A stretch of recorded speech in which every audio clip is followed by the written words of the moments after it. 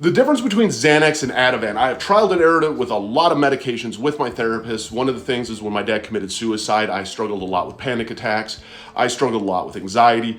And I had trialed and errored it with Xanax and also with Ativan. Both are benzos, but both of them work different in my system. And this is my personal experience with it. When it came to Xanax, Xanax hit a lot quicker, and it helped me just it was like a deep breath for my brain when I was going through anxiety, when panic attacks were full force. It all of a sudden was like my brain could just breathe within about 10 minutes, and I could end up fighting through, and I was functional.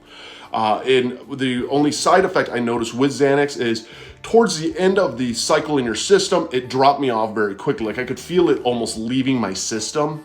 Versus when it came to Ativan, it took a lot longer for it almost to amp up, and it actually made my anxiety worse. And this is just my personal experience of how it worked in my system, because it didn't hit as quickly as what Xanax did. And when you're in a panic attack, when you're going through a just massive anxiety attack after anxiety attack, you just want this shit to fucking stop. So now my brain's even going that there's something wrong, that this medication isn't even working for me, because it took so long to enter into my system. Once it did enter my system, it took a lot longer to leave my system. And so I didn't feel it almost like parachute out of my body, and my brain all of a sudden feel a very unique and very distinct change. All of a sudden, it was a very gradual change.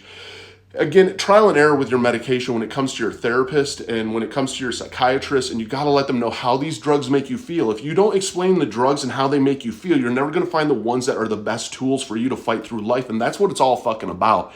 It's fighting through life and being the most productive as fucking possible.